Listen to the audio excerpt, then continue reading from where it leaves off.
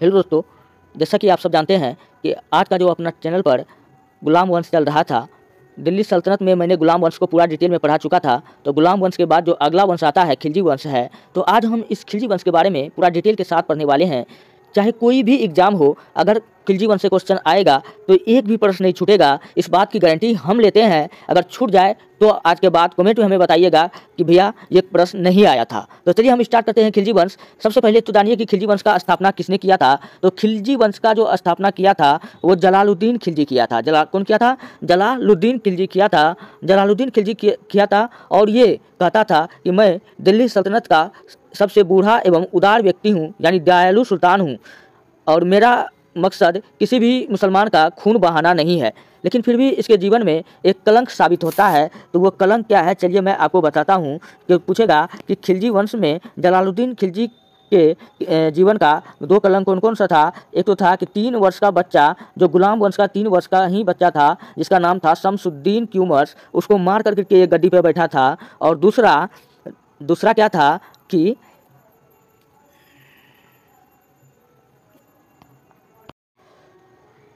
Hello दोस्तों, जैसा कि आप सब जान रहे हैं कि आजकल जो हमारा टॉपिक चल रहा है दिल्ली सल्तनत चल रहा है।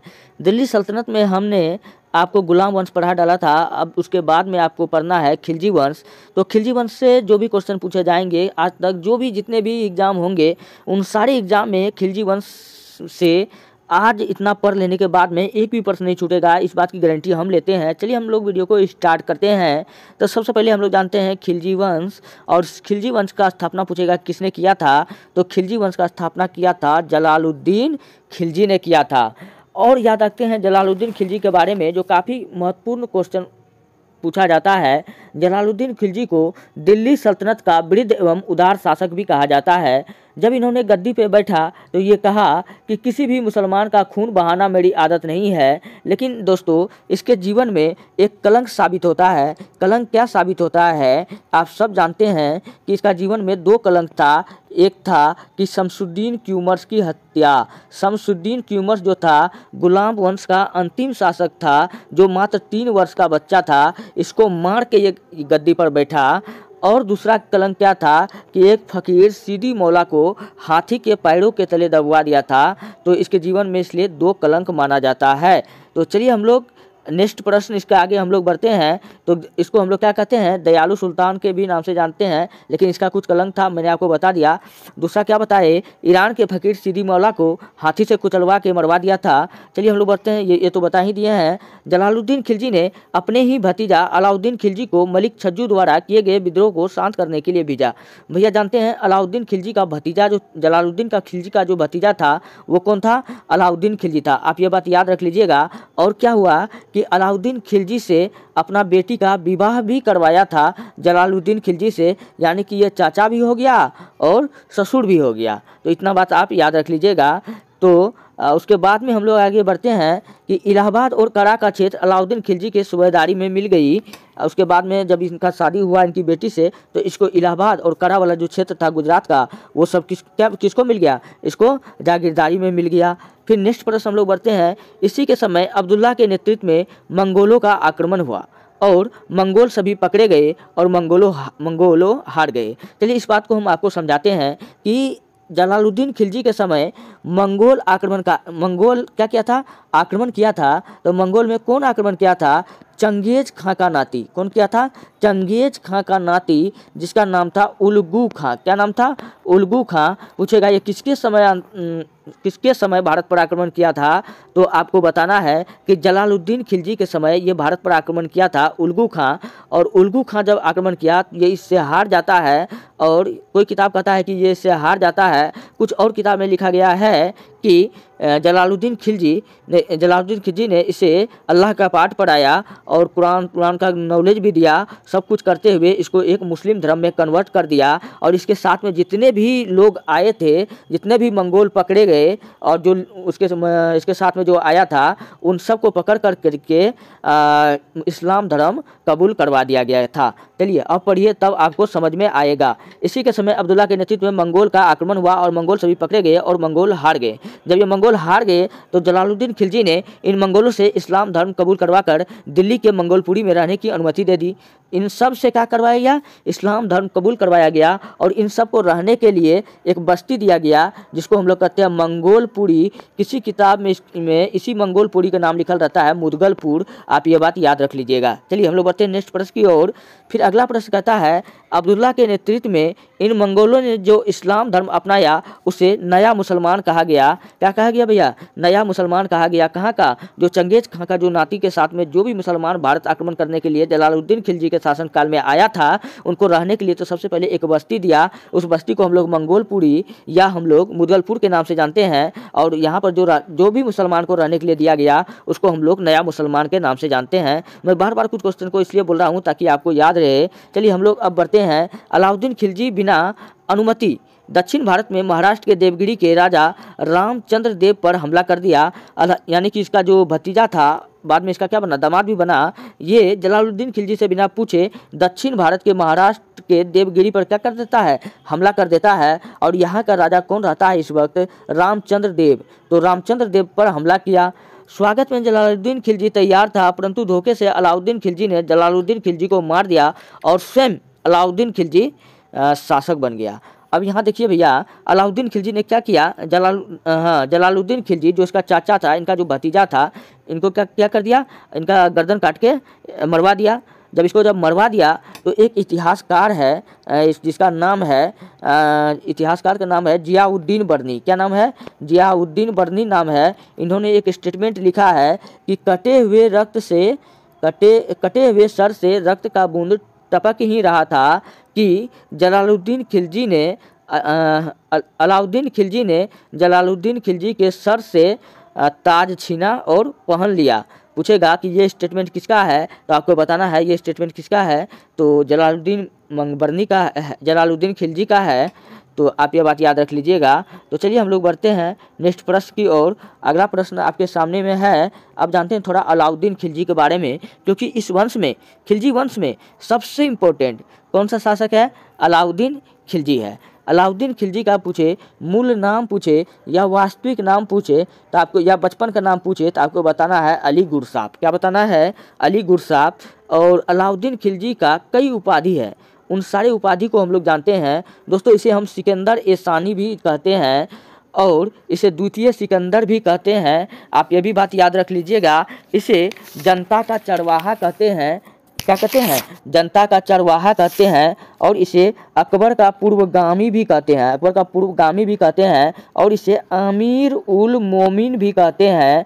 और अगला नाम इसको हम क्या देते हैं कि यामिनी उल खिलाफत। तो इतना सारा नाम से हम लोग जानते हैं किसको, अलाउद्दीन खिलजी को जानते हैं। आप लोग ये बात याद रख लीजिएगा। आप लोग कॉपी कलम में नोट करते जाइए दोस्तों। फिलहाल अगर आपको पीडीएफ चाहिए तो आप जाइए हमारे टेलीग्राम चैनल पर, वहाँ पर आप सर्च कीजिए ITIHAS इतिहास KI दुनिया 99, वहाँ से आप पीडीएफ प्राप्त कर सकते हैं। तो हम लोग पढ़ रहे थे अलाउद्दीन खिलजी, और अलाउद्दीन खिलजी के उपाधि के बारे में हमने सब कुछ देख लिया और उनसे आगे के लिए हम लोग पढ़ रहे हैं। इन्होंने नया धर्म चलाना चाह रहा था, परंतु अपने वजीर के कहने पर धर्म चलाने के बात को इनकार कर दिया। जब अलाउद्दीन खिलजी गद्दी पर बैठा तो उन्होंने भी सोचा कि हम कोई नया धर्म चलाएंगे, लेकिन जो उनका वजीर था उनके कहने पर इन्होंने नया धर्म नहीं चलाया। चलिए अब आगे की ओर हम लोग बढ़ते हैं। तो अगला प्रश्न आपके सामने में है, अला मुल्क, इन्होंने विश्व विजेता बनने की शुरुआत की। विश्व विजेता जैसे सिकंदर था ना, इसको दूसरा सिकंदर क्यों कहा जाता है या सिकंदर ए सानी क्यों कहा जाता है, क्योंकि इसका भी सपना था सिकंदर की तरह पूरा विश्व को जीतना। तो वही बात यहाँ पर अब आप लोग पढ़िए, इन्होंने विश्व विजेता बनने की शुरुआत भारत से ही प्रारंभ की। अच्छा, क्योंकि उस समय में सबसे सुखी सबसे समृद्ध हमारा जो भारत था वो सोने की चिड़िया था। तो अलाउद्दीन खिलजी का नज़र भी कहाँ पड़ा, इस भारत पे ही पड़ा और भारत पर लूटने का ये प्लान किया और विश्व विजेता बनने का लक्ष्य को आगे बढ़ाया। और हम लोग कुछ जानते हैं, अगर पूछे कि अलाउद्दीन खिलजी का सेनापति का क्या क्या नाम था, तो अलाउद्दीन खिलजी का जो सेनापति था उसका नाम था जफर खां, उलगू खां, नुसरत खां और सबसे इम्पोर्टेंट आपको याद रखना है मलिक गफूर। मलिक गफूर दोस्तों, ये मलिक गफूर हिंदू जाति का हिजड़ा था। कौन था? ये हिंदू जाति का हिजड़ा था और अलाउद्दीन खिलजी का सबसे योग्य सेनापति था। आप ये भी बात याद रख लीजिएगा। इसको क्या किया था? 1000 दिनार में खरीद करके लाया था। कितना? 1000 दिनार में खरीद कर लाया था। इसलिए मलिक गफूर को हम लोग 1000 दिनारी के भी नाम से जानते हैं। तो चलिए हम लोग बढ़ते हैं नेक्स्ट। अगला है, इन्होंने सैन्य सुधार किया। अलाउद्दीन खिलजी को हम लोग आज इसलिए याद करते हैं क्योंकि इन्होंने जो काम पहले किया था वो आज के दुनिया में भी चल रहा है। जैसे इन्होंने सैन्य सुधार किया तथा दाग एवं हुलिया प्रथा का प्रचलन किया। भैया अब दाग और हुलिया प्रथा क्या है आप एक बात समझ लीजिए। दाग प्रथा का मतलब है घोड़े पर दागने की प्रथा। क्या है? घोड़े पर दागने की प्रथा। मतलब उसके दरबार में जो सैनिक था सबको दिया था घोड़ा। तो घोड़ा किसका घोड़ा कौन था ये कभी पता नहीं चलता था। तो इसलिए क्या करता था, तो घोड़े पर ठप्पा लगा दिया जाता था, मोहर लगा दिया जाता था, एक दाब लगा दिया जाता था, दाग दिया जाता था। तो इसी को हम लोग कहते हैं घोड़े पर दागने की प्रथा। आज जो हम लोग देखते हैं एटीएम के पास में जो गार्ड होता है अपना ड्रेस में होता है, पुलिस वाला है पुलिस ड्रेस में होता है, तो उसी प्रकार इन्होंने जो सैनिक होता है सैनिक ड्रेस में रहता है। तो इसी प्रकार इन्होंने क्या किया था? सैन्य सुधार भी किया, दाग एवं यानी घोड़े पर दागने की प्रथा और सैनिकों का हुलिया रजिस्टर करवाया। क्या करवाया? सैनिकों का हुलिया रजिस्टर करवाया और प्रथा का हुलिया रजिस्टर प्रथा का प्रचलन किया। और इसके समय में भू राजस्व पूछेगा कितना था, तो 50% था। आप ये भी बात याद रख लीजिएगा। दोस्तों अलाउद्दीन खिलजी 2 प्रकार का भी टैक्स लिया करता था। एक घराई कर, एक घड़ी कर जिसको हम कहते हैं, दूसरा कहते हैं चराई कर। चराई कर क्या होता है कि पशुओं के चारा से लिया जाने वाला टैक्स था। वो कौन था? पशुओं के चारा से लिया जाने वाला टैक्स घड़ाई कर था, चराई कर था, घड़ी कर था, दुधारू जानवर से के चारे पर लिया जाने वाला टैक्स था। आप ये भी बात याद रख लीजिएगा। और इन्होंने काफ़ी नया काम किया। और क्या किया? सेना को नगद वेतन देना स्टार्ट किया। पहले क्या होता था कि कोई भी लोग सेना को क्या करता था, ज़मीन दे दिया करता था। तो उन्होंने कहा नहीं अब सेना को आप यहाँ काम कीजिए, आपको क्या मिलेगा? इसका वेतन मिलेगा। और पहली बार केंद्रीय सेना बहाल किया। क्या किया? केंद्रीय सेना बहाल किया। दोस्तों आज आप लोग देखते हैं कि अगर कहीं पे सेना का किसी को अगर जॉब मिलता है, चाहे बिहार पुलिस हो गया, सेना को हो गया, तो पहले उसका दौड़ होता है, सब कुछ होता है, प्रोसेस होता है, तब वो जॉब में जाता है। तो ठीक वही काम भी किया था। कौन किया था? अलाउद्दीन खिलजी ने किया था।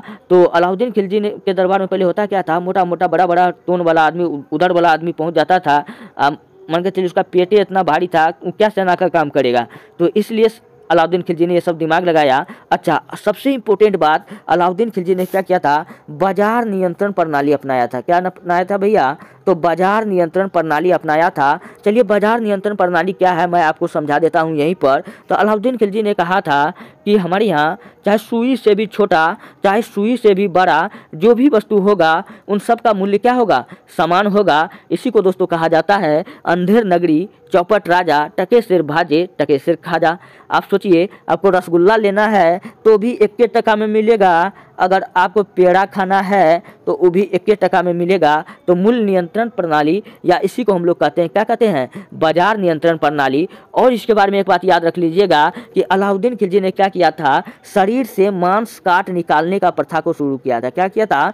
शरीर से मांस काट निकालने का प्रथा को शुरू किया। अब ये शरीर से मांस काट लेने का प्रथा क्या है तो मैं आपको बताता हूँ। इसके दरबार में, खिलजी के दरबार में बहुत छोटे छोटे बच्चे रहते थे।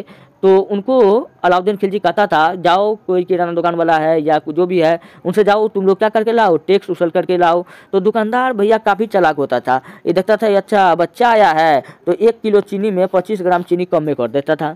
तो जब कम कर देता था तो अलाउद्दीन खिलजी ने दिमाग लगाया कि इसको क्या किया जाए। तो अलाउद्दीन खिलजी ने अपने सेना को आग्रह दिया कि आज के बाद जो दुकानदार जितना कम तोलेगा उसका शरीर से उतना ग्राम मांस काट करके लेकर के आ जाओ। तो दोस्तों इसी को हम लोग कहते हैं, क्या कहते हैं? अगला हम लोग नाम देते हैं शरीर से मांस निकालने की प्रथा। इसका भी शुरुआत किसने किया था? तो अलाउद्दीन खिलजी ने किया था। आप इतना बात आप ध्यान रख लीजिएगा। चलिए बढ़ते हैं नेक्स्ट प्रश्न। अगला प्रश्न है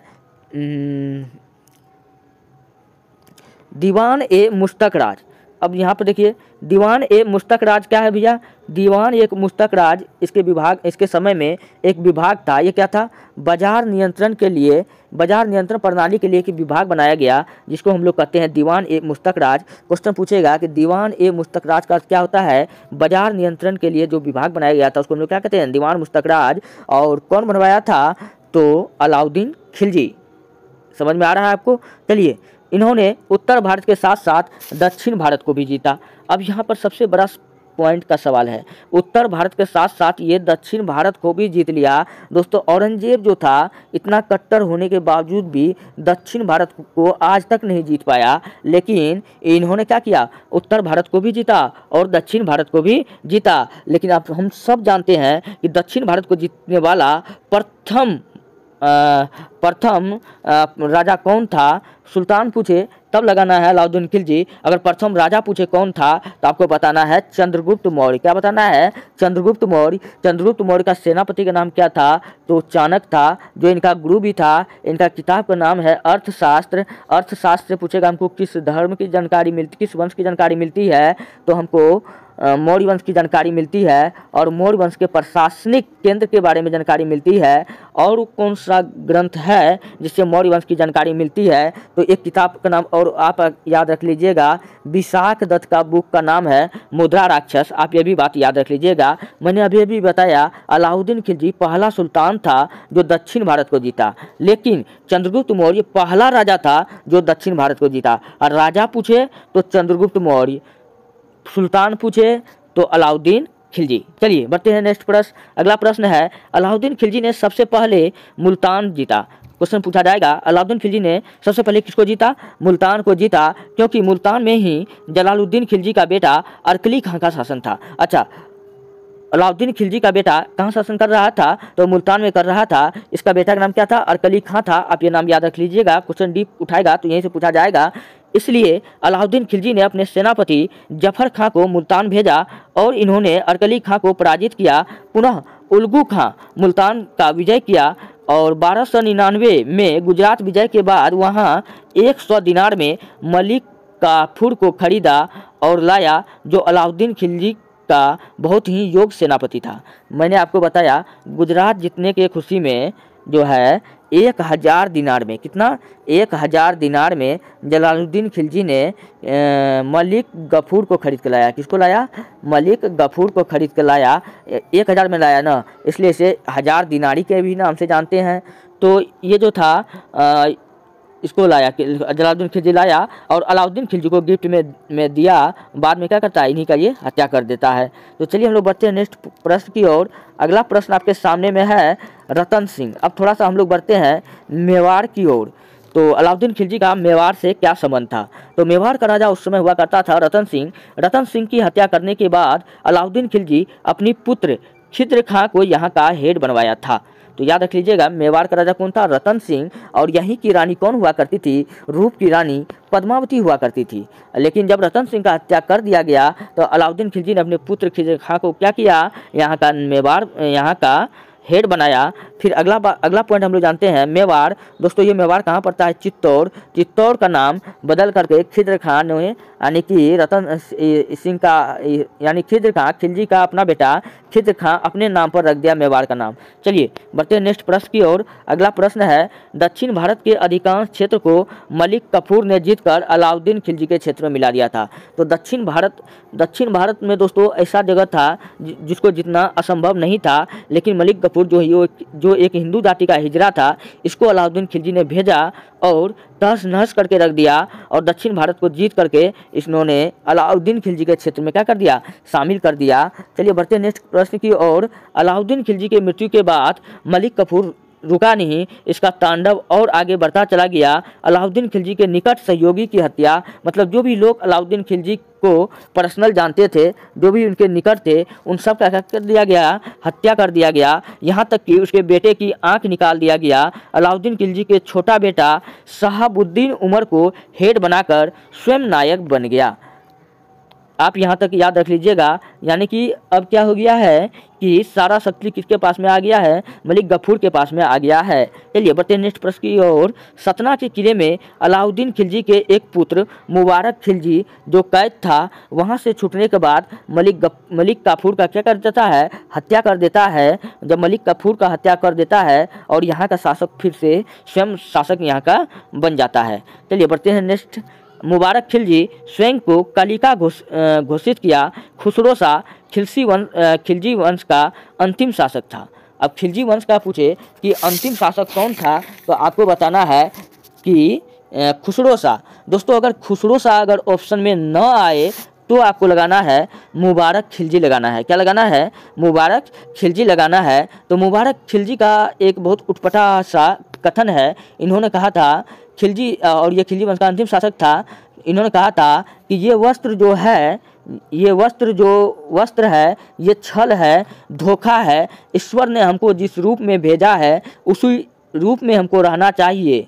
तो इसलिए ये दोस्तों ये कभी कभी अपने दरबार में महिलाओं का वस्त्र पहनकर आ जाया करता था। और यहाँ इतना ही नहीं, ये कभी कभी नग्न अवस्था में भी आ जाया करता था। खुसरो शाह अपने आप को पैगंबर का सेनापति बताया करता था। यानी मोहम्मद साहब मैं आज राजा बना हूँ, मेरी पूजा करो। मतलब कि मैं मोहम्मद साहब हूँ, मैं आज यहाँ का राजा बना हूँ, आप मेरी पूजा करो। इन्होंने कहा था इस्लाम खतरे में है। दोस्तों ये पूछेगा इस्लाम खतरे में है किसने कहा था, तो यही बेवकूफ़ ने कहा था कि इस्लाम खतरे में है। तो ये सब बात मैंने आपको बताना शुरू किया। दोस्तों वीडियो आपको कैसा लगा आप लोग कमेंट में भी थोड़ा बताते चलिए।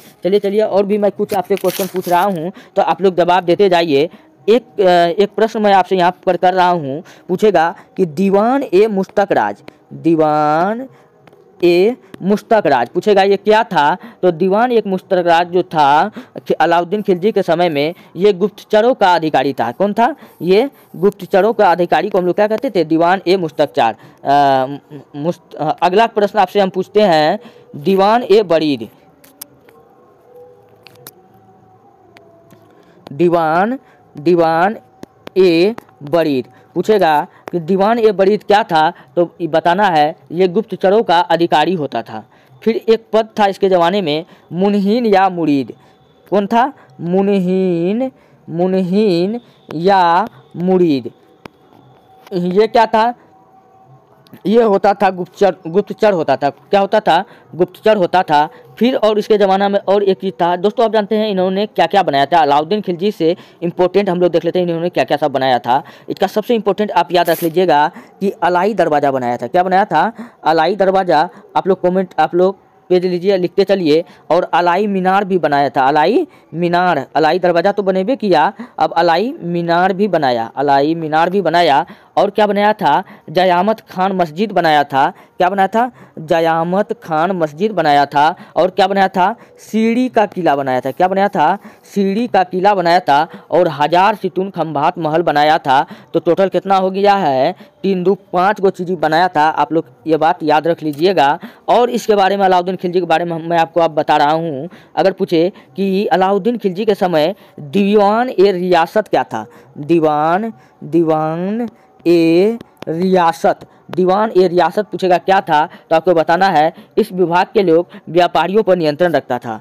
दीवान ए रियासत में जितने भी लोग शामिल होते थे ये सब व्यापारियों पर क्या करता था, नियंत्रण रखता था। आप ये सब बात याद रख लीजिएगा। और इसी के समय में एक पद और था मुहतसिब का। किसका, जितना मैं पद बता रहा हूँ आप लोग याद रख लीजिएगा, मुहतसिब का। दोस्तों मुहतसिब का क्या अर्थ होता है, इस मुहतसिब का क्या काम होता था, मुहतसिब का कार्य होता है ये सेंसर अधिकारी था। मतलब जो चीज़ बाज़ार में बिकेगी और मतलब ये कौन सा चीज़ है जो बाज़ार में बिकेगा, कौन बाज़ार में नहीं बिकेगा, ये बात का डिस्कशन लेने वाला कौन था, मुहतसिब था। चलिए एक चीज़ और था इसके दरबार में, नजीब। कौन था, नजीब से दोस्तों आप याद रख लीजिए, नजीब से क्या याद रख लीजिएगा, ये माप तौल का अधिकारी हुआ करता था। कौन था, ये माप तौल का अधिकारी। पूछेगा कि खिलजी वंश में माप तौल का अधिकारी को हम लोग क्या कहते थे, तो दोस्तों इसको हम लोग कहते थे नजीब कहते थे।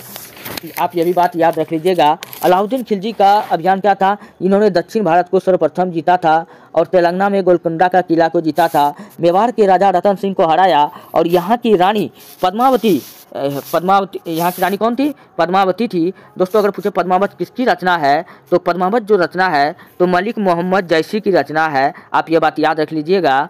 और अच्छा, अगर पूछेगा कि ये जो पद्मावत रचना है मलिक मोहम्मद जैसी ने कब पूरा किया था, तो आप याद रख लीजिएगा कि ये शेरशाह सूरी के समय में पूरा किया था। किसके समय में? शेरशाह सूरी के समय में पूरा किया था। और याद क्या रखना है आपको कि इसका मृत्यु अलाउद्दीन खिलजी का, आप चलिए अब मृत्यु करा देते हैं। तो अलाउद्दीन खिलजी का जो मृत्यु हुआ था वो जलोदर रोग के कारण हुआ था। किस रोग के कारण हुआ था? जलोदर रोग के कारण हुआ था। इस जलोदर रोग क्या होता है? जो खून होता है वो पानी हो जाता है, जिसके कारण इनकी मृत्यु हो गई। दोस्तों वीडियो अगर अच्छा लगता है तब आप हमारे चैनल को सब्सक्राइब कीजिए और वीडियो को लाइक कीजिए, जितना हो सके अपने दोस्तों में भेजिए। मिलते हैं नेक्स्ट वीडियो में। धन्यवाद। मैं हर रोज़ आपके लिए एकदम फ्री कंटेंट ला रहा हूं, लेकिन उम्मीद कीजिए बस 1 महीना, इसके बाद में सारा वीडियो प्राइवेट हो जाएगा। आप लोगों ने मेरा बहुत साथ दिया, उन जितना साथ दिए उन सब का मैं शुक्रिया अदा नहीं कर सकता हूं। दोस्तों अगर आपको चाहिए, चाहे फ्री कोर्स चाहिए, चाहे जो भी चाहिए, मेरे से जितना होगा मैं आपके लिए सब कुछ करूंगा। मिलते हैं नेक्स्ट वीडियो में। धन्यवाद। अगर हमसे कोई सहायता की ज़रूरत हो तो आप वो भी बताएं। मिलते हैं नेक्स्ट वीडियो में। धन्यवाद।